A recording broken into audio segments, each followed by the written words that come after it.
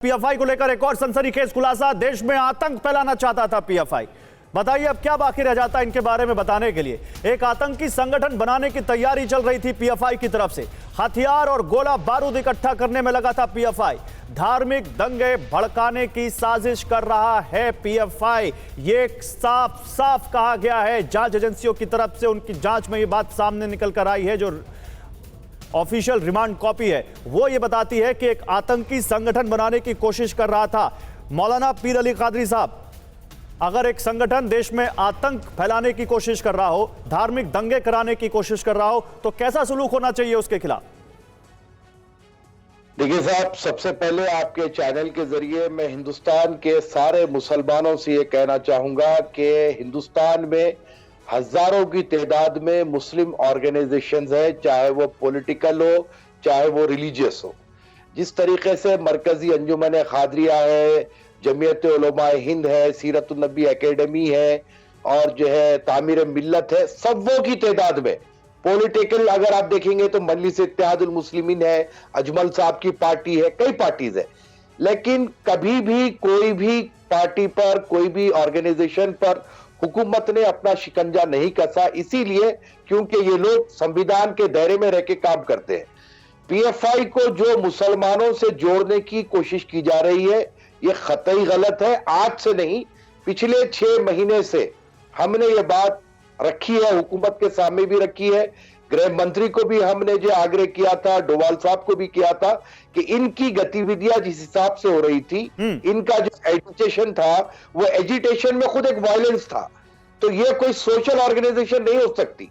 और आज आपकी अपनी जो एजेंसी है एनआईए, उन्होंने इनके खिलाफ में सबूत इकट्ठा किए हैं। तो सबसे पहले हमारे देश की अखंडता को देखा जाएगा, सिक्योरिटी ये लेकिन फिर उन लोगों को क्या जवाब देंगे सुहेब कासमी उन लोगों को क्या जवाब देंगे जो इसको तुरंत इसको एक धर्म से जोड़ देते हैं? मैं प्रमोद स्वामी साहब आ रहा हूं आपके पास।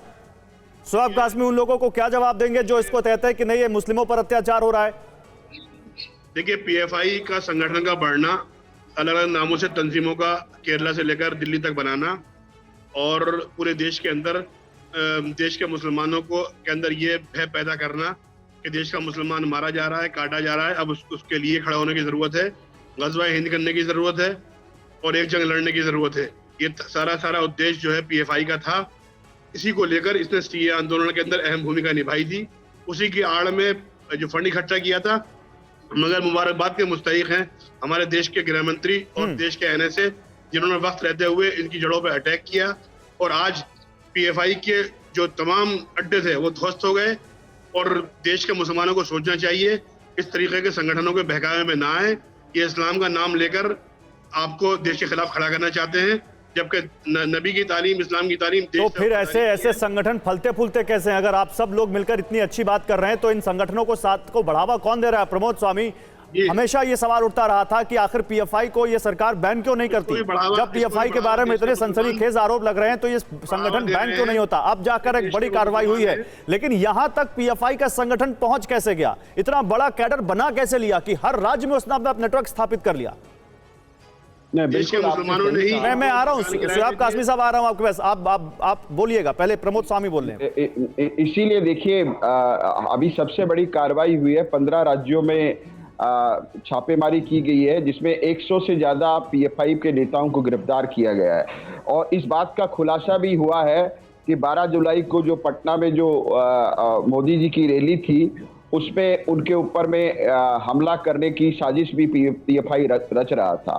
और इसके पहले सीए आंदोलन के समय या दिल्ली दंगे के समय या हाथरस के बाद में जो स्थितियां बिगड़ी, उन सब में पीएफआई का हाथ है। और ये टेरर ग्रुप्स को फंडिंग भी करते थे और ये ट्रेनिंग भी देते थे। ये सारे तथ्य अब सामने आए हैं, तो निश्चित रूप से आप देखिएगा कि सरकार जो है इनके विरुद्ध में सख्त से सख्त कार्रवाई करेगी, इसमें कोई दो राय नहीं है। लेकिन आज खुशी मुझे इस बात की हो रही है कि यहाँ हमारे जो मुस्लिम संगठन के जो नेता लोग जो बैठे हुए हैं, गणमान्य व्यक्ति लोग बैठे हुए, आतंकवादी संगठन की हिंसात्मक गतिविधियों की निंदा की है। ये है हमारा भारत और ये है हमारे भारत की खूबसूरती। हमारे अंदर में राजनीतिक मतभेद हो सकते हैं, लेकिन सवाल ये है कि कुछ लोगों को वो नहीं पच रहा है।